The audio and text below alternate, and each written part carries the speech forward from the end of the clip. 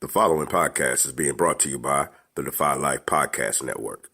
But when you are a guard and you can pull up from 30, there is very little that can be done with you. And that is the case with Stephen Curry.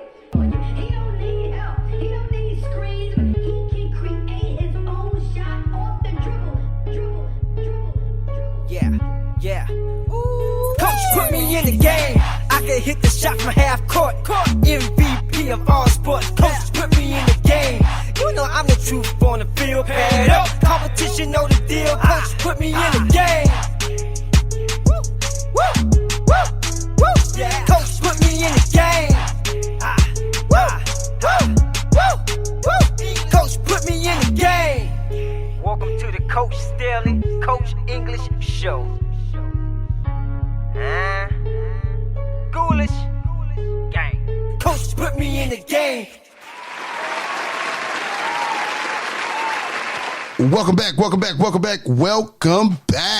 to the Staley and English Show featuring Coach Kurtz. I'm your man, Coach English, and we are in the building with two very special guests, as well as my main man, my brother from another mother, Coach Staley. Coach Kurtz is out. He is somewhere across the land. I think he said he was in Bogota. No, I'm just playing. He's over there with Oak Hill, training them, and as he always does, getting stuff done. But my brother Josh, man, how you doing? All is well. God has been good. Been on this summer grind. You know how it is as a high school basketball coach. A lot of people be like, oh, you get your summers off, but we've been on this summer grind. We just finished up the first weekend of the new NCAA implemented live period in June, conducted by the federations and state associations of each independent state. It went really well. We had a big event where we had, I think, 60 plus teams participate. And then we had our elite camp event today, which was another big success. So things really went well, and was excited about that. Other than that, all is well. How things been going with you? Man, it's been straight, man. Been, living the dream, doing the best I can to be out here and not have you tell me what to do.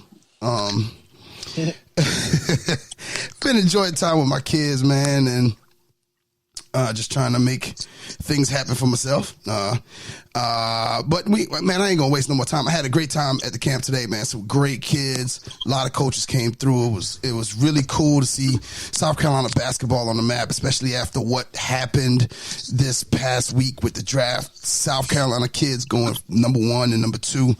And first we're going to introduce one of the guys who's probably been around for a lot of it. And we're not talking about your age now. We're just talking about the fact that you are a staple in the basketball community, the voice of the Chick-fil-A and the Bojangles, my man, everybody's man, Mr. Stacy Hough. Welcome to Staley and the Show. Glad to be with you gentlemen, man. Glad to be with y'all, man. By the way, Michael Kurtz is my boy, too. We go way back. Me and Kurtz back to at least 10 years with that dude. Good dude, man. So this is a star-studded cast. Staley English, and my man, you about to introduce in a minute. Also, an up and coming legend in the making. So I'm with some great company tonight. A legend in the making, yeah. And the guy he's talking about, if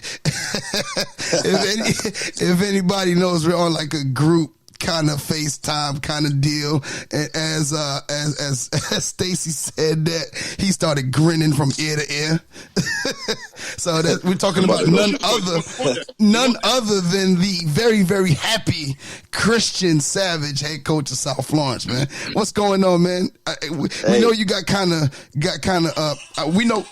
we know Josh Coach Staley, as he always does, kind of talked you into coaching today when you didn't want to. But how you doing today, Coach? I ain't talking into nothing. Go ahead. Say what you got to say, man. Hey, I'm glad y'all having me. I appreciate my man calling me a legend. I ain't there yet. In the making. Coach. Hey, hope so. We hope so. Well, man, we real happy to have you guys on, man. Yeah, I'm excited to have Mr. Tropical Smoothie on the show again. Tropical, yo, you can always find That's Sav big. with a tropical smoothie. He got one right now. What's wrong with tropical smoothie, man? Nothing wrong with tropical smoothie. Ain't nothing wrong with dog. tropical Nothing. smoothie, but they like, need to give Coach Savage a commercial because Yeah. he's That always peach, that going. peach, man, that peach flavor is what's going on. Hey, Bahama Mama, that's all I'm gonna say. Bahama Aiden Mama. got that. My son got that last week at the UNC See, campus. What's up? see.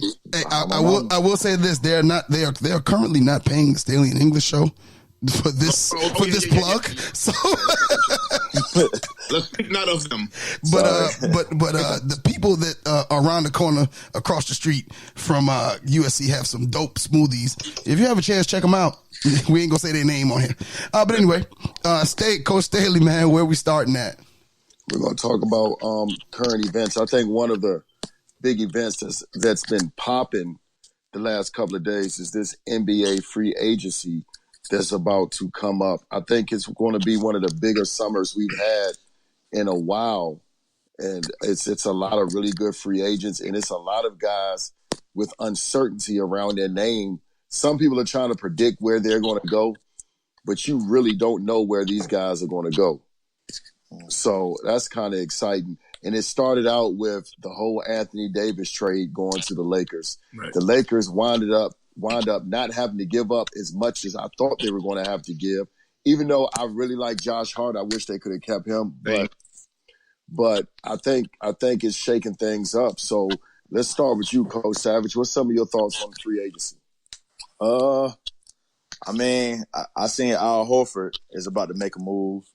I like that. I seen the Clippers. He might go to the Clippers, so I like that for the Clippers because I think they need a player like that can stretch the floor like a stretch five type of guy. But, I mean, other than that, I kind of like the moves. I like the Pelicans. I like the moves that they made.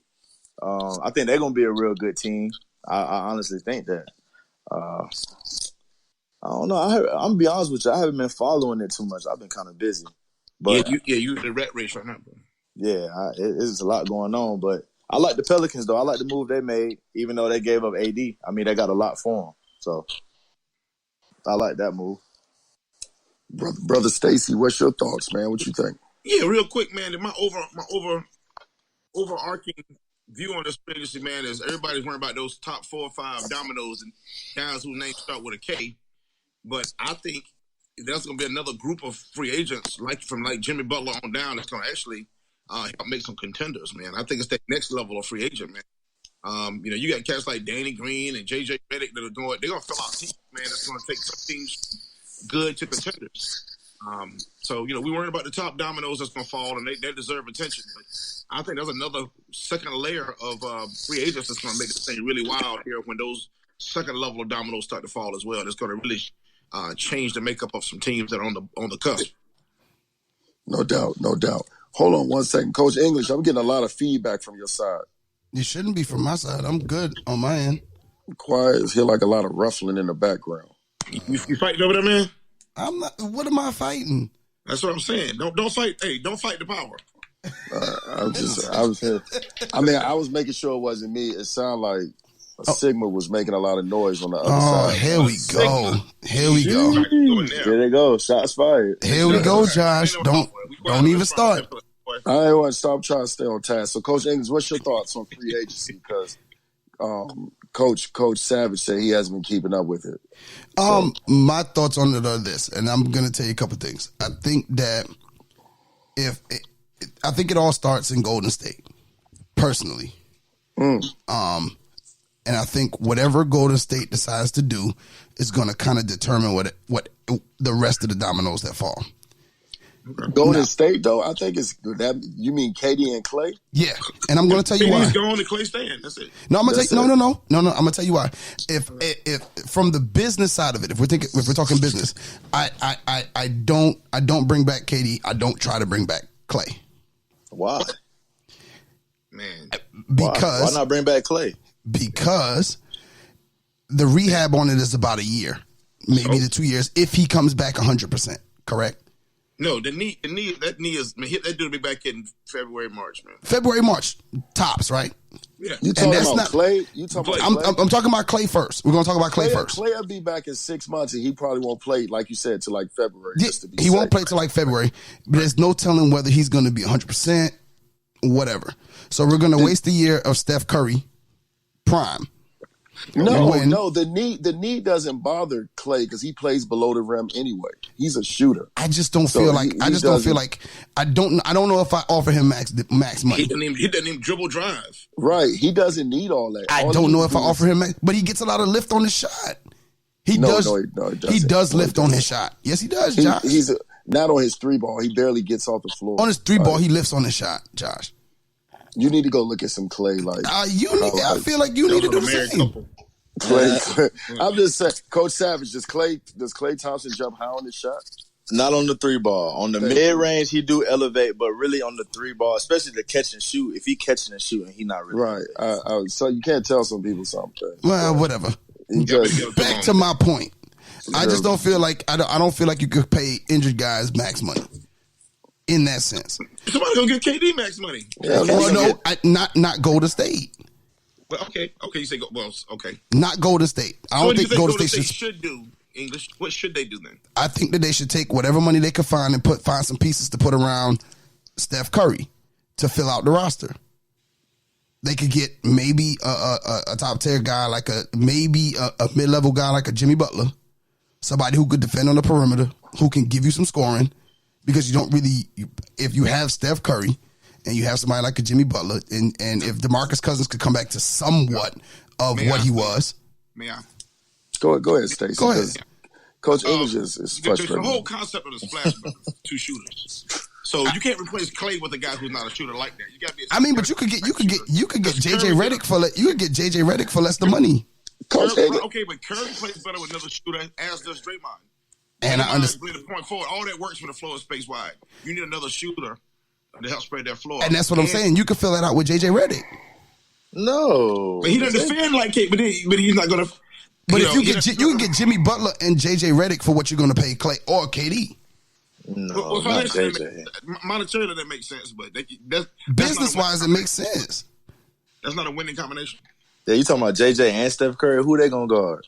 Right, that's what I'm saying. Nobody. That other team offers 50 in the backcourt every night. They gonna guard somebody. Jimmy Butler's a premier defender. But Jimmy Butler can't stretch the floor. Jimmy Butler is starting to, believe it or not, Jimmy Butler is starting to play like Joe Johnson. He needs the ball in his he needs the ball in his hands too much to be effective. Yeah. That's actually what hurt the 76ers because Butler needed the ball and it hurt Ben Simmons' playmaking ability. It hurt Embiid getting his back to the basket more. So I think Golden State stays with Klay. Like Stacy said, he fits the mold. Right.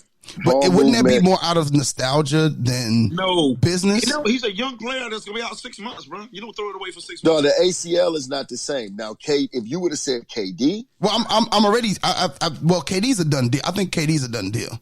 Now, I think he's KD, out. now to sound cruel, even though I think somebody's still going to pay him well, now KD will probably not get as much money because with that injury, with his style of play and with his height, he will never be a 68 to 82 game season ever again guy anymore. He's going to be like anywhere between 40 to 53 games, and he's going to have to save himself for the playoffs. He's not going to be able to play extended minutes. He's going to have to play like 28 minutes a game. So he's still going to be very, very good. That argument to give him a max contract because of his limitations is different. But and supposedly 4 teams have said they would do it. Now, supposedly 4 teams, that's what we mysterious 4 teams that are willing to roll the dice. Well, I mean, do we really think it's 4 teams? I read that. That might be his agent putting it out. You know, from my media perspective, I look at all this with a grain of salt because agents and the media work together. They cut deals. And that's somebody leaked that. Somebody paid somebody to leak that and say 4 teams. They might be doing that to make somebody leak that. But I think it's only 1 team. I think what is that in the background? That's Savage watching film. That's all that is. Dog, cut your TV down, Sam. We trying to do a podcast here. I didn't even think it was that loud. Savage watching film. Sam was trying to multitask. If you can hear it, we can hear it. I'm watching the game when y'all beat us. I'm my fault. Y'all young shit. I'm watching the game. I'm watching Lil Boo. A young coach out here. That's what it is. Young coaches, man. But what happened was like with Klay. I mean, with KD, I do think the Nets will give him the money, but the Nets only want Kyrie if they think they can get KD. They want both of those guys coming in. So the Nets probably are one of the wonderful. And I don't think they would work well together. I don't think they. I don't like that. No, they wouldn't work. That's a terrible combination. That's a desperate combination because both of them are ball absorbers. They need the ball. So, what I would say is to help, like as a Knicks fan, I was actually relieved when they were like, Kyrie might go to the Nets, and I was like, okay. Now, man, listen, the New York media are going to destroy both of them guys. Neither one of them can handle that media pressure. No. Neither one of them. They just can't deal with KD has very big ears. He has very big ears. And when New York knows they could get to you, that's it. They're going to make their name on him. Cats going to make their name on him by picking fights with him. But just pick it. Like, he ain't going to be able to go outside. Right. Like, he ain't going to be able to go anywhere. At some point, how is he this old with no, how's he that old with no lady, too? But that's another story. God dang. I'm going to ask him at some point. So I got a question for the great Stacy Hough. Oh man, stop it, man! Cut that out. Who's gonna go play with LeBron? Who do you see fitting with LeBron and AD? You know what? I'm glad you asked that, sir. Because I got to answer that too. Go ahead, Stacy. I think Patrick Beverley needs to go first to play defense. Because listen, with LeBron needs two things. LeBron didn't play defense like he used to. And LeBron still needs to hold the ball a lot on offense. So he needs a point guard that don't mind LeBron really being the point guard on offense, but they can be the point guard on defense. That sounds like Patrick Beverley, doesn't it? Yeah. Right. Patrick Beverley's going to he'll guard the best point guard, and the league is lousy it's thick with point guards right now. Patrick Beverley will take that assignment every night and not want the ball to go through his hands a lot on offense. So that sounds just like what LeBron needs. And he needs shooters. So go back to the J.J. Redick, the Danny Green, the Malcolm Brogdon. I like Malcolm Brogdon. Yeah, that'll be good. Yeah, that'll be good. Because all of that, he's a defensive player as well. Yeah. So that team, the Lakers team last year looked bad on both ends of the court.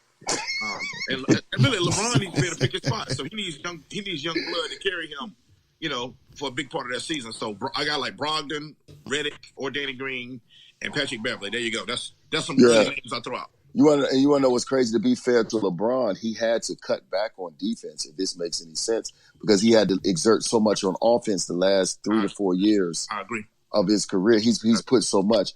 I do think with a guy like Anthony Davis, he will be able to exert himself a little bit more defensively.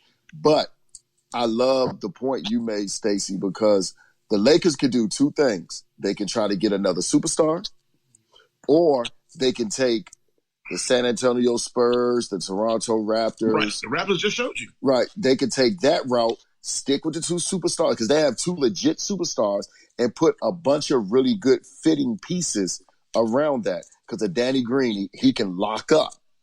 He can lock up. It's still shooting enough. Right, it's still knocked the open shot down. So it's multiple guys out there that can fit the mold, make the open jump shot, and play D. Now, J.J. Redick is a great shooter.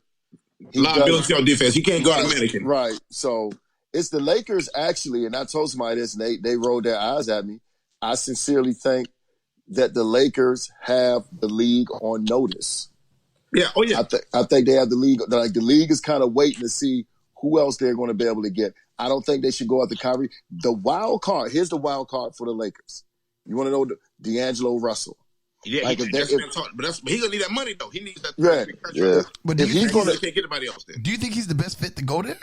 Yes, and I'm gonna tell you why he's the best fit to go there. Basketball wise, is not money. Not money wise, because he's young. What is this? He's about to be his second contract. Yeah, he wants that big second contract. He want that money. But basketball wise, that's a guy. A lot of people don't notice about LeBron, but if you looked at his touches when LeBron is okay with watching somebody else do their thing. Yeah. He's okay with that. He did it with D-Wade. He did it with Kyrie. Yeah. So D'Angelo Russell, can you imagine D'Angelo Russell and Anthony Davis in a pick and roll. Yeah, that would be crazy. That would be crazy with a spot up shooter and a LeBron that can shoot and slash. Wait, let me jump in. I want to throw a question out at y'all show, but I want to throw it to your co-host English and to Sav. You two said you could answer this. Here's the question, and I don't know y'all's audience, so I won't the way I want to ask it. But who is running the Lakers? Who is actually calling LeBron James. No, I'm gonna tell you what's crazy. You wanna know who I think is running the Lakers? LeBron. No, I think Kobe is running the Lakers. With Pelinka? Yeah. Honestly. Nah. It's been hinted. They hinting that. And he's denying it. But Kurt Rambis' wife got an opinion in the matter. Kurt Rambis, come on, man. Yeah. It's a poop show over there, man. Man, LeBron running that thing over there, man. Huh? LeBron running that thing over there, man. LeBron make decisions. So everything we saying, so that means all of our answers, guys, got to be thinking about what will LeBron do. Yeah, Jesus braces, what will LeBron do? Okay, Stacy, we're going to have to put a plug in it right there, guys, because we got to go out to break. But, man, it's a great beginning. We're going to see you on the other side of this break right here on the Staley and English Show. Hey, Siri. Hey, how may I help you? Play the Relationship Status Podcast. Playing the Relationship Status Podcast. You know, I would ask him, like, what are you doing? You know, where are you going with this? What are you trying? And he really didn't have, like, a real answer. Okay. So I didn't feel like we were going to be compatible later on down the line. I think that goes back to something I've often heard and think myself, that men date women thinking they're never going to change. And women date men thinking that they are. Thinking that they can change them. Relationship Status. New episode every Monday at 12 noon on Defy Life Network. And we're back. Once again, make sure to check out the Relationship Status Podcast, man. Dope podcast. Actually, tonight, it's June 26th. The podcast will be going live on the Relationship Status Podcast page on Facebook. So for all our listeners out there, if you have a chance, man, go ahead and check that out. It's at 9 p.m. But very dope podcast. So we're going to go ahead and get into our topic. Josh, what's our topic this week, Josh? We're going to get into the importance of networking. Coach Savage, Coach English, and myself, we were around a lot of coaches. And as like any other profession, like young coaches get involved in the profession. And one of the things I talked to Coach English about is a lot of these young guys need to make sure they network and not so much politic, but make themselves connectable early in their career, because it's not who you know, it's more of who knows you. And a lot of times you can have this closed off energy and you can miss out on opportunities because you're not making yourself available to be connected to and networked with. So that's very important in this profession, with any profession, but especially in coaching, because it's a profession that is based off association. I don't really care how you want to put it. Like, everything in coaching is based off what people know about you, even down to how you're scouted and prepared against. So it's very important to network. Coach E, what are some of your thoughts on the importance of networking? I think that what I was able to learn early, and I remember having a conversation with my AD at the time when I got to Denmark, my first head coaching job. Well, first off, shout out to you, Coach Staley, for giving me my first high school job as a JV girls coach, even though you took all the good freshmen and put them on varsity. This had to be an OW, correct? Yeah, that was at OW. Yeah, took all the good freshmen and put them on varsity and left me with all the girls that couldn't dribble and couldn't shoot. That sounds about right. I left you with all the girls that couldn't dribble and shoot. Couldn't do nothing. Like, I couldn't figure out what was going on. But I ended up, shouts out to Coach Staley. But anyway, at Denmark, I had a conversation I was at Coach's Clinic and had a conversation with my AD at the time. God dog it, I forget his name. I hate to not give him a shout out because he gave me talking about Coach Jordan? No, not Coach Jordan. Short guy. God dog it. Damn, I know who you talking about, but I don't really want to say his name because you're like the short guy. Man, he know I call him the short guy. The short ball head guy. Coach football used to be at Williston Elko. Yeah, he's at Williston Elko now as the AD. But anyway, it's funny as my guy. He's funny as hell. Got the most country sayings of anybody I ever know. But he said I was at the clinic and I think I might have only been hanging out with a couple of people. And he was like, "Yo, you need to go ahead." And he said, "You need to really, really mingle at this thing. You need to meet everybody." And I was like, "Well, what for? I don't like everybody. I don't like everybody. So what does it matter who I'm talking to? I don't like these dudes. Like, I'm not that kind of guy." And he was like, "It's not about being that kind of guy." He said, "But you never know whose hand you're going to shake. You never who's going to be in a position to help. You never know whose recommendation you may need. You never know who's going to be in the room when you walk in it for an interview." He was like, "So just go out here." He said, "Be personable. Just talk to him, shake their hand." He said, "I ain't saying be friends with him. Right. What I'm saying is just get to know him, be personable, be connectable, and be a person that people want to talk to." He's like, and that's it. He's like, "You don't have to change who you are, just change what you do." And for that to be the conversation I had with a football coach, with a guy who's a football coach who was not big on basketball at all, to give me that kind of thing. And then from hanging around Josh, of course, Josh is probably one of the most guys who's easy to talk to. At any point you could call his phone and he'll answer. Every time he walks in the room, he's talking to multiple people. Carl Johnson, the AC floor as well. Just being around these different guys that, you know, that very, very well at networking. It makes your life as a coach a whole lot easier. And I think, and we're going to throw it to Christian in a minute.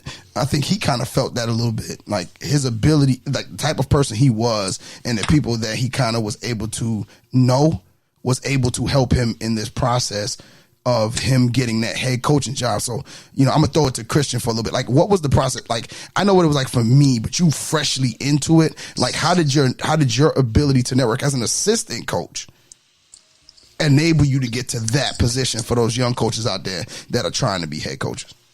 I mean, being at Ridgeview helped me out a lot with networking because, you know, it was so many coaches coming in there, and Stoneman did a good job of like introducing me to the coaches and always making me talk to them, and that helped me out a lot. And then on the AAU scene last summer, helping the guys get recruited and stuff, I was talking to coaches all the time and just trying to build a relationship, and that helped me out a lot, just confidence wise, meeting different coaches, talking to different people. And then with this process, I mean, I really got this job because of who I knew and who knew me. And both of you guys helped me out through this process, taught me through it. And Kerry Rich was a big person in the process. He kind of threw my name in the hat. And I remember he texted me and asked me when I was graduating college. I told him when I was graduating, and 5 minutes later, I got a phone call from Dr. Williams, superintendent in Florence. So, I mean, it's all about, like Staley said, who knows you. So, networking is everything. That got me in this position right now. And you got to do it the right way. You know, you don't have to be friends with them, but you just have to talk to them, you just got to talk to them, man. That's the biggest thing, and speak. And always just don't make it about yourself, make it about the kids and just building a relationship. And, you know, this weekend I was talking to a lot of coaches and just trying to build a relationship, help my kids in Florence get recruited too. And it really all started with Ridgeview. I had coaches that I barely knew congratulate me just from when I met them at Ridgeview. So, Stacy, like you've been around for a lot of it. You've seen a lot of coaches come and go, and you know, do you have these standoff young coaches or even standoff older coaches? Yeah, I definitely want to hit that. And as a media guy, like how does that like you tell us a little bit, like get into it. I'm glad you were saying that, man, because, you know, I was actually telling another coach, and I've talked to media people about this too. I've been in this radio thing in Columbia for almost 20 years now, man. I've seen, actually, that guy's coaching now. Staley has one of his staff now whose game I called in the championship game. That's how long I've been in this thing, just to throw that out. I called his game for HKT, your kid for HKT. I did his game. He scored 100 points at the Colonial Life Arena. I did his game. So anyway, I've been around that long. So my point, I said that to say this. And Sam has got to figure it out. He's right. I knew he had to figure it out a year ago. But you got to be affable. You got to be and listen, Staley, English. I've had both of you on my show. There's coaches I can almost tell you how they react to the media and other coaches, how long they're going to be on their job. There's some coaches whose name I won't call that have come and gone in this area. I'm thinking more football than basketball though, who are closed off. And I talk to principals and ADs. They want coaches that can make the world seem small. What do I mean by that? So when you make the world seem small, like Coach Staley got his tentacles everywhere. Coach Staley can probably get a scrimmage with anybody. He can probably get a conversation with anybody. Kids know who he is. You know what I'm saying? Because when you got relationships, Coach English, y'all the same way. Sam's gonna be the same way. So when principals look to hire somebody, I bet in all y'all's interviews, they talk about promoting your program, how to get your program out the community. Right? Yeah. That's not an accident. There's a coach in a school not far from I'm almost about to name it. School very close to where I'm sitting right now. that I saw a football coach lose his job because he simply would not. He was closed off. This is 6-7 years ago. Would not even after the hint. You get somebody an open book test when the principal tells you, and maybe a board member say, "Hey, promote your program, promote your kids more." And he's like, "No, I'm just not going to do it." They just gave you open book test. You failed the open book test. They told you what they wanted. You didn't give them to you, and now you're an assistant somewhere else where you used to be a head coach, right? Not the same school. You know what I'm saying? You lost your position because you simply would not network. So I guess I'm tying it all back to go all the way back to where we started. I was there this weekend as well, and I see you're right. Some coaches have a closed off energy. It's going to come back to haunt them, and it's going to cost them jobs because when your administrators at your school realize that you're not making the world small, you're making it, it's us against the world, or I'm not really able to reach out and now kids don't want to come play don't want to transfer in, right? Right. Parents find out you're closed off, and that means your communication skills there are probably lacking as well. It's not a coincidence, right?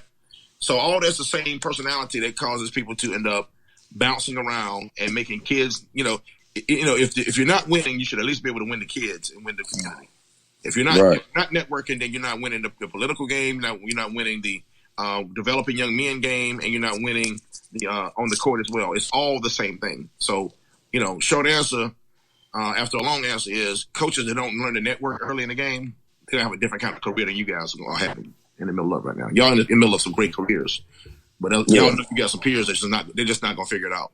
Yeah, I appreciate the compliment, and you're right. And what we're trying to get coaches to understand, don't think we're talking about going around doing a tap dance and a hand clap. Hey, my name is Josh. Who are you? No, we're not saying that. Just connect, be real. Because, and the more you do that, you're going to know who you need to connect with, and you're going to know who you need to stay the flip away from, okay? Because some dudes are going to not be about much. But when you are protected through association, there you go. Those bad things can't really do anything to you because you can which bad people to stay away from. There are good and bad people in this profession.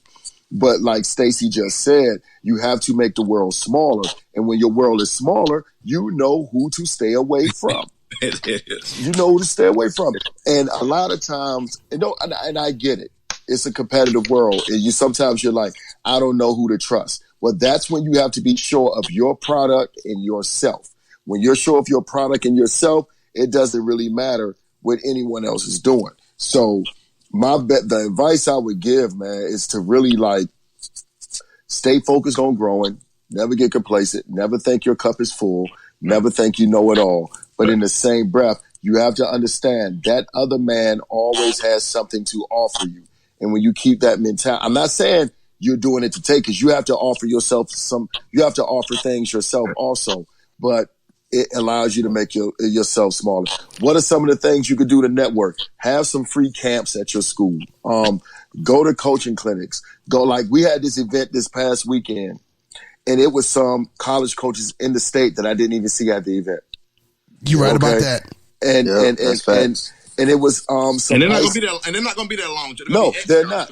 They're not. It was some high school coaches that I didn't even see at the event. These are the things you have to get up off your butt. And I know it's easy to be a homebody. I'm a homebody. But you got to get out of your comfort zone and network. But I don't want to keep going. Coach Savage, I know you're thinking something. What you thinking, Papa? Hey, it definitely was a lot of college coaches in the state that wasn't there this weekend. But But one thing I was saying, like, to help other people, network, like younger guys, is, get involved in like the top 80 camps and the SCBCA camps and stuff like that, because that helped me out too. Because I think the first SCBCA camp I coached, I think it was with you. This was a couple years ago, because I remember telling you I was looking up to you and stuff like that. And it was the girls camp. And that's kind of where I met you and built a relationship with you. And, we kind of just went from there. But working camps is definitely something that helps you network, because you meet other high school kids that's good in the state, and you're meeting other coaches, you're talking to people, and that goes to help you in the long run, because you never know. Like, I can't remember who was saying it, but you never know who's going to be in the interview room, and you never know who you're going to need a recommendation from. Absolutely. So, working those camps is big. I was actually telling somebody that today. I was telling somebody how they need to email Jamie Shaw, Rick Lewis, and kind of want to get involved with the top 80, be involved so you can get your name out there and stuff like that. So that's another good tactic. And that's a point that I think a lot of coaches don't embrace. Is the fact of, I remember getting the Denmark job, and I spoke to one of my many mentors, Tim Gates, and he said, do you know what your first job is? And I was like, oh yeah, I got to win games. And he says, no, that's not your first job. I said, well, what's my first job then? And he said, your first job is to make sure your kids graduate on time. He said, your second job is to make sure your kids go to college or go to the military. They got to do something after high school.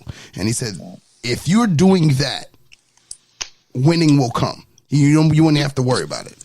And he says, make sure you get out there and meet people. And if anybody knows Tim Gates, he's not the most personable person at all. But he told me those words, and they stuck with me. Just like I think that you got to take things in from everybody that you meet, and that's why you network. You network so that you can take in information from the different people that you meet. I done been in group chats with Josh and a couple other coaches, and go, hey man, we about to go to the Nike clinic in Myrtle Beach. Hey man, who's down? You know what I'm saying? Hey, or I'll go down to Atlanta to, even whatever little camps that's out, just so I can meet people, because you never know what you learn. You never know what you could come across. You never know what piece of knowledge that you could take in. And not only that, I don't know, Josh, there's very few basketball coaches in the state come playoff time or game, just a regular old game. If you call them and say, hey coach, what game do you want of mine? I'll trade with you. And I said to somebody, football does it all the time. Why doesn't basketball do it? Good question. Why don't basketball coaches do it? Because me and Josh, if we're going to play, when I call you Josh, I say, hey, look, what game you want? Right. What There's game you need want? to call nobody else. Yeah, why am I dancing around getting game? Why am I going to call everybody else around the sun to get games that I can call you for a film that I'm eventually going to get anyway, right, and do half the work to do it? You see what I'm saying? Like, yeah. And here's the thing, but it should be a respect factor. At the end of the day, I'm going to get this film anyway. Right. Period. I'm going to get it. So I don't need to call 10 people. I'm going to call you. And I have called some coaches who have flat out told me, Coach, no. They've told me no. That's for security, though. Well, let me jump in. Let me say one more thing about this. So yeah, guess ahead. what? Some of the lack of networking comes from the same thing that comes from Coach English, is security. So there's a lot of young coaches who unlike Savage, haven't been on a 2-time championship staff or hasn't gone out and put their work in, and they're not secure in their position. Savage has every right to be secure because he's just put the damn work in, right? Yeah. He's been a part of something successful. Staley has been a girls championship coach. English, you know what you've done. And at very young ages, all of y'all got started at very young ages. But there's some guys out there who are young, like y'all were, but they didn't necessarily pay the dues. So they insecure. They don't want to talk because they don't know. They may think they're gonna say the wrong thing. Right? That's true. Yeah, they may not think they have anything to really bring to the table, or they may be just like in the media is no different. You know, there are people who are insecure that won't talk to you because they think the conversation is just you're still people. You know what I'm saying? It's still people, but there are people who are insecure. The same reason they won't give you that tape, because they feel like, I don't want to help you beat my butt. Man, people gonna get the tape anyway. Man, you still gotta play game day anyway.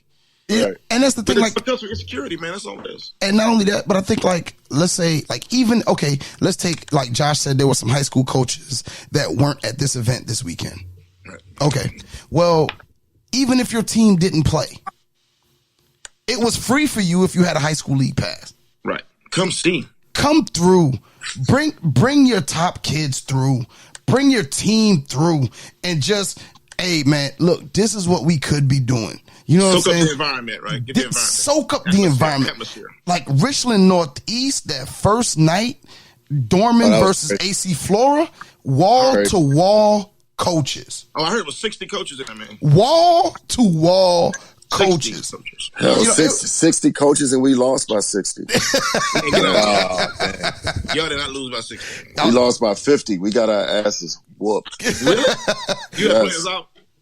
Hell no. They were there, but they were out at the same time. Josh, we're going with the story. Your players were out. Okay, that's it. Yeah, man. Like, you had players out. Okay. Yeah, I got players kidnapped right before the jump ball. They were injured. Somebody was not there. But let me tell you guys a funny story though. So as I'm watching the game, I'm gonna tell you a funny story. As I'm watching the game, I'm listening to people crucify Josh. And I'm sitting there defending him. I'm like, yo, nah, heal this, heal that, heal this. Nah, man, I don't see that. I don't see that. I don't see that. And I'm like, yo, you talking coaching. I said, if you give, this is a camp. This is let's just go out here and play. June, bro. This is June. I done seen teams win no games in June and go undefeated in the region. I done seen teams win every game in June and can't win a game during the season. June, man. It's June. We are all out here trying to figure out what we have. Half the kids on that squad are not going to make the team. Bam. So why are we judging a man? Why are we judging someone? Why are we judging anyone? Like I heard somebody say something about Savage. Hey, man, that's how Florence team ain't going to win. I said, how you know? How you know that in June? Right. Hey, listen, the worst thing in the world, other than being a referee and a coach, are two things I wouldn't do. Criticize a referee or a coach. I'm glad. I'm happy right where I am. But everybody stands for a better coach than the coach, and everybody's on a referee. A friend of mine, and well, you know, CL Butler says, I've never lost a game from the stands. No, undefeated. I'm undefeated from the stands. In the stands, you make every decision after the play is over. After the play is over, you get to make your call. Yeah, you get to make your call there. When he shot it, I would have passed it. But I mean, it's a point that everybody has. And until you're on the sidelines, the person standing up that has to deal with whatever consequence comes from it. Because remember this, whether you decide to network or not, kids win games, coaches lose them. Right. That is the perception. That's I've heard Nick Saban say that. Whether it's real or not, that is perception. That's what people say. Yeah. And listen, the parents understand, and I'm also a parent, so I'm a parent as well. But I understand from the media perspective, when you're in that moment, you're not thinking clearly. That's why it's called fan is short for fanatic, right? Right. So you guys are coaches, Travis. You got to be the head guy for the first time. Staley in English, I already know. You got to rule that out. You got to go with your gut and go. You got to play to win and build your program. But hey, what's the saying, Stacy? If you listen to the people in the stands, you'll be sitting with them. You be sitting right next to them. That's the whole thing. You get a bit, but you listen to them the whole game next year. You gotta have thick skin. Especially when you're coaching from a scholastic perspective, because we deal with everything: the grades, the demeanor, the behavior. And a lot of guys, it's easy to critique when you just show up and coach a kid. Right. But you have nothing to do with the overall development of the kid as a person, how they act off the court, on the court. So it's easy to critique. Now, to give you perspective of what happened Friday, Dorman's probably going to win a fourth state championship in a row. Yes, they are. Okay? I can safely say that with the personnel. God forbid. No offense to after 5'8", but no offense. You know, no, I mean it's just. I mean you got to be realistic with it. Sav is going to have his pro. Sav knows what it takes to win championships. Yeah. And Sav is honest enough to know that he isn't there yet. Right. He's honest enough to know that. Dorm is but I will say this: Dorm is really good. But were we there yet? No, my teams will never look like a championship team in the summer because I don't focus on that. I focus on development in the spring and more development in the summer. And that's it. Team stuff I put to the side because I really believe in developing the kid. So sometimes we're going to run into hammers and get our butt cut over the summer. It happens. And I'm not even making excuses. Lord knows I don't give a fat butt about what people think from the side. But what I will say to the younger coaches, this is a part of networking. You have to connect yourself to experienced coaches who care about your success. Right. Like a lot of coaches don't have the confidence to want you to be successful. Like I want Coach Savage to be successful. Why? Because it makes the whole element of basketball in the state of South Carolina even better. Mm-hmm. You know, and if it's good, my kids and my program has to be better. So guess what? It's a better element. But the insecure people are afraid of competition and they don't want the competition to be good. So you have to network yourself with people that are progressive, positive thinkers. Don't network with cats that are small thinkers because small thinkers don't understand the element of growth from all perspectives. Coach Savage's growth promotes my growth, even if it means more competition for me. Because competition, you're either going to sink or swim. I plan on swimming. Like when Dorman cut our butt Friday, guess what? My players knew, Coach, we got to listen to everything you say now. So we grew. Well, they always say players are easier to coach after a loss than a win. Yeah. But so iron sharp as iron. I'm going to tell you another way what you're saying. It's iron sharp as iron. Yeah. So the state of South Carolina, only iron sharp as iron. You can't sharpen iron with paper. So you got to have another like element. You know what I'm saying? So South Florence has got to be iron for AC Florida to sharpen itself. It's got to be iron for Keenan to sharpen itself. You see what I'm saying? That's iron sharpens iron. Amen. And those who get that are the ones who can go out and network and have no fear because they know that if you get good, I just got to get good with you. We can all get good. We all rise together. But those insecure cats, I know what you're talking about. I see the body language, man. Some cats I can approach and some I won't. You know, I'm a guy, I've been around forever. I know a lot of, I don't know a lot of the young guys. And I'll go up and start a conversation with anybody. I'll talk to a daggone lamppost. But at the same time, you get that energy that Coach Staley talked about, and, you know, going back to the networking part. And again, you know, I don't know what we do to help those kind of people. But again, they may not be around long. But for Savage, you're doing the right thing. You learn how to network and put yourself in a position. Talk to younger guys like yourself and make sure you keep encouraging them to increase their activity with the camps. Yes, sir. Older mentor, take on a mentor. Every successful person is not a mentor, whether they admit it or not. And do those things. But y'all got to keep doing it as a coaching group because I love the coaches in South Carolina, man. I really do. I think we got a good group, you know, across all racial lines and all that. And I think most of them want the best for the kids. But if you're out there being selfish with your personality and selfish with your resources and selfish with your sharing, then ultimately it's affect your kids. I'm going to tell you, I had a conversation with Frank Martin today. And he said, usually when they have their team camps, they get about 8 to 10 teams out of Florida. And he said this year, because of, I think it was Father's Day, he didn't get as many teams out of Florida to come in. And he said, you know why the teams from Florida keep coming back? And he says, because they keep telling me that the coaching in South Carolina is so good that they want to come back and face the teams in South Carolina because the coaching they feel like the coaching makes their teams better. And I was like, wow. And this is coming from Frank Martin, you know, and this is things that he has heard. And, you know, I just think that if people can start, I can't say continue, if people can start to understand that we need each other we're in a football state. Absolutely. So if we're going to attack each other or not back each other or not wish for greatness from each other, then like we're helping our own demise. Correct. We're not helping our kids do anything other than have this animosity towards other teams. I remember Josh, first state We champion. lost Josh too. I don't see. Yeah, I Josh. think we lost him. I'm going to try to get him back. But his first state championship that he won, shoot, I was in the stands. Like, I went to that game. We lost in the second round, but I went and was like, yo, look, man, look, I got to be there. Sat next to his wife, cheered as loud as I possibly could when he got it, because I was so happy for somebody who had worked his behind off to get there. And I'm happy for every single person that gets one. Only few get to drink from that cup. Absolutely. So if we're not happy for each other, if we don't put forth that energy, how are we going to get anything back? But, just young coaches, I done seen you come in the gym. I done seen you not shake hands. I done seen you have your behind on your shoulders, for lack of better words. I done seen you like bypass media and, everything else. Just open up, bro. You will be amazed. You will be amazed at the positivity, at the coverage that your team will get, at the people that you call. I remember Savage called me and said, hey, man, and I said, what I said, Savage, I got you. You got me.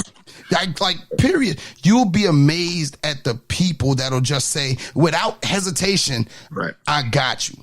And so just step up, young people, young guys, young females in the game, and just realize, although we're in a competitive sport, when outside the lines, we don't have to be that. We can be very supportive. We can help each other. Shoot, if you're doing something different, man, let me come to your practice and see what you're doing. Let me get some drills from you. Like, I got some, like today at the camp, I got some great drills I'm going to take back to my team to use with my team.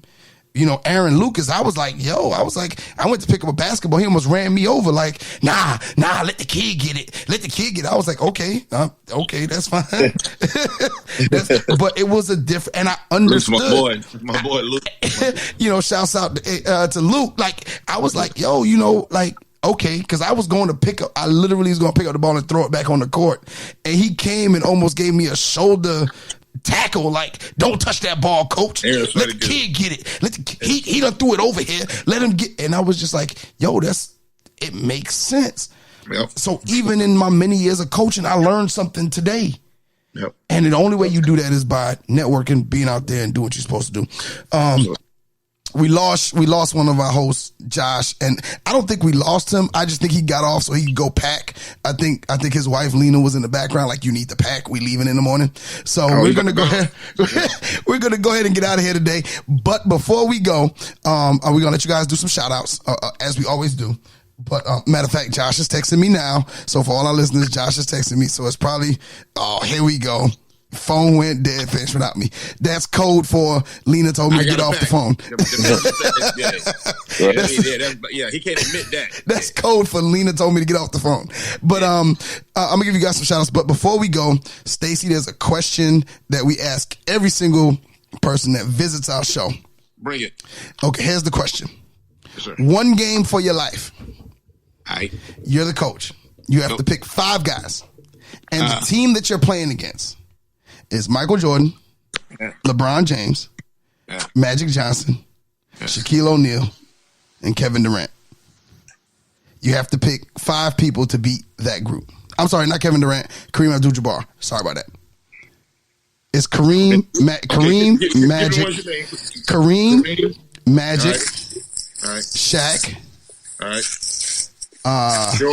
Jordan, and LeBron. All right. I got that. So what's your 5 and why? I want the Monstars. No. Let me. Okay. Give me Isaiah Thomas. Okay. Why? What is the matchup that he wins there? Well, you pick a team to go against. There's not a lot of matchup wins in that Playboy. That's what you gave. I mean, you picked your 5 first, brother, for that reason, because you know there's no matchup wins. But he the competitive fire. I'm gonna pick guys who don't care about. And I'm a fan of the little guys. Say I know that. I got a little son. I was a little player. I'm a fan of the little guy. So I'm gonna pick 5 guys who don't give a rat's tail what your team look like. So Isaiah is kind of none of them names you gave him, right? So give me Isaiah. I will take KD. Okay. I'm trying to think who you didn't name. Give me You gotta name one, man. Come on now. Huh? He just won a championship. Oh, Kawhi? Yeah, I guess. Yeah. I'm trying to go old school though, because he went old school. I'm trying to match up. He went old school with Kareem. I'm trying to get throw an old guy. Okay. My fault. Okay. Yeah, give me Larry Bird. Okay. Yeah. I'm just trying to match era to era though, because you got two. Well, Magic and Kareem are both similar, but Kareem was even older than Magic, man. So now I need I guess I need a center. Give me Olajuwon. Okay. That seems to be one everybody picked. Ride with that. Olajuwon ain't scared of nobody on your team. Kawhi's Kawhi. He's a robot. KD when a healthy KD can get down. And Isaiah Thomas ain't scared of nobody you got. He never was scared of Magic, which is part of the reason they tried to blackball him at first, and then they made friends later. Yeah. They tried to, they shun Magic, they shun Isaiah off of the first Dream Team. Off the Dream Team, yeah. Yeah. Yeah, for political reasons, man. But yeah, so, I mean, that ain't a bad 5. You put me on the spot, quick notice. That ain't a bad 5. And you had 5 all-time greats that you picked first. Hey, you say how you do me, right? You say how you do me. Hey, it's the question we found off on Twitter, man. We've been asking the same question for about 5 months now. How many people pick Isaiah? Not many, right? No, it hasn't been many. I wore 11 in high school because of I'm gonna tell you a quick story. I'm gonna tie this all together. I'm the Florence Gump of sports. You're talking about, right? so everybody's connected to me some kind of way, right? So in high school, I wore number 11 because of Isaiah Thomas, but I also wore it because of my god sister wore number 11 on the girls' team at Chesterfield High School, right? You know who my god sister is? Oh, Chico Carter's mama. Oh wow. So that's why he's like my nephew, but I was there when he was born. But we were raised almost like brother and sister. Wow. So she wore 11 on the girls' team at Chesterfield. I wore 11 on the boys' team. Okay, there we go. Little history lesson. A little trivia for you, right there. Little trivia. Small world. I'm gonna have to use that on a trivia session we have on here. Yeah. Chesterfield High School, baby. Chesterfield never ran, never will. hold down that point back in the mid-'80s, baby. Well, Sav, we're gonna start with you, man. Any shout outs you want to give tonight before we get out of here? Shout out to South Florence, man. We're just gonna keep working. Keep getting better. And like y'all said, man, it's June. We just, Staley made a good point, just focusing on skill development. So just shout out to South Florence, man. We're gonna shock some people, man. We're gonna shock some people in the PD area. I got some surprises that people ain't seen yet. When they see in November, they'll be like, well, damn, where was he at in June? So it's all right. We're just gonna keep working. Shout out to South Florence, man. All right. Mr. Hough, the great Mr. Stacy Hough, man. Stop it. Shouts out. Cut it out, sir. Okay, real quick. Shout out to the class of 19, man. We're going to miss them. They've been great. Sam can identify. You can identify for sure English. Shout out to all them. I took me to the name. I already named my little god nephew, Chico, but I won't name another name because I'll leave somebody out. But some great ones. Class of 19, we knew they were going to be great. When they were in 9th and 10th grade, we saw it coming. They did not disappoint. And I'll be very, and listen, I say this all the time. Some of the guys that finished at the top of the class weren't there in 9th and 10th grade. So it shows you the power of keep it working. So in some ways, that class got flipped upside down, right? Yeah. The names we talk about in 9th grade, we would talk about in 12th grade. Yeah. And the names we talk about in 9th grade, we have forgotten in 12th grade. So, in other words, shout out to that class, keep doing it, but look, everybody else, look what they did. And we want that many signees in the class of 20 and beyond because it was a very special group. They're going all across the country, and we wish them Godspeed and good luck representing the Metro and South CAC. Shout out to the class of 2019 Hoopers. That's real. Yeah, that's real, up, man. I think 19 was probably one of the strongest classes to come through South Carolina, man. Absolutely. It was a lot of underrated. I said on my radio show 3 years ago, I said on my radio show that 19 was going to be one of the best classes ever. I mean, from top to bottom, man, it's a lot of D1 kids and kids that are really going to go out and make a difference, man. I mean, like you're right, it's too many to name. Too many, man. Too many to name. And a couple shouts out, man. Shouts out to Lena for getting Josh off the phone. She got him up out of there. Yeah, she got him up out of there. Her and baby Leo was like, man, you got to come on. You got to come on so we can go ahead and get on this road in the morning. And then, so shouts out to my co-host, man. Did a great job with the camp today. Him, John Combs, the SCBCA, Skip Lax, SCHSL, put together a great event this weekend. Really, really enjoyed it. And you could tell that South Carolina's on the rise basketball-wise because, not only did we have the top 2 picks in the draft, but if you would have been in any of those gyms this weekend, you're talking about from Virginia Tech to Texas A&M. I mean, it was big time. It was an accumulation of a lot of coaches on different levels, local and national, that came through, some for multiple days. So that means they stayed in. They was like, yo, look, we got to stay for another day. And that's big because they could have gone anywhere else, but they were here. And for those of us who, of course, the listeners can't see what we're looking at, but Sav, shouts out to Sav's towel on his head. Oh, yeah, he rocking the towel. Sav's rocking the towel with the glasses. Yes, sir. Hey, that's the wave all summer, man. Every time you see me, you're gonna see a towel. That's the signature right there. Okay. So shouts out to the towel. That's how legends are made. Stuff like that is part of the legend. Yeah, stuff like that. Legend in the making. Yeah, legend in the making. Stacey, all we can say is we were here for the beginning. All we can say we were here for the beginning. All we can hope for is he shakes our hand later. That's all. Hey, man, y'all playing. Say I won't be speaking to us this time next year, man. Y'all playing, man. Y'all playing. I'll never do that. I would never turn my back. I would never turn my back, man. So we're going to go ahead and get out here, man. If you want to join the conversation, hit us at the Staley and English Show at GoToFileLife.com. That's the Staley and English Show at GoToFileLife.com. Hit us on all social media platforms at the Staley and English Show. On behalf of my partner, Josh Staley, and thank you, definitely big thanks to Coach Savage being on, Mr. the great Stacy Hough. Man, listen, and I'm gonna get out of here after this, man. I had the opportunity to work at Chick-fil-A with Stacy Hough for probably about 7-8 years, and we sat at that table and cracked jokes and ran to the Chick-fil-A room. Man, had a good time, man. There's so many relationships at that Chick-fil-A, man. And just had a great time. He knew me before I had a head coaching job, and he was the first person in the media to have me on for an interview, and so I owe a lot to Mr. Stacy Hough. So thank you for being on tonight, and definitely thank you for everything you've done for me personally. You've definitely influenced me personally and a whole lot of other people as far as basketball is concerned in the state of South Carolina. I'm humble to hear that. I'm humble. Yeah, man, listen. And one more thing, I remember we had a conversation state championship when Hartsville played South Point. Yeah. And he said, what you think your chances got? I said, man, Hartsville good, man. I think we got a chance. He said, I'll tell you what, they do. He said, but I'm going to tell you what, Hartsville's a great high school team, but South Point's a really good college team. And you saw how they work out. Man, that kid was doing front flips into the end zone for the whole game. So showed out. That boy, it's a KO. So, I saw it coming. As anybody would tell you, man, keep God first. Everything else will follow. Peace. Are you into comics? I mean, seriously into all things comics? Well, lucky you need to check out Take a Knee for Marvel vs. DC, where Regular Scott, Ozzy Killmonger, and V's discuss characters, movies, series, books, fan polls, and more.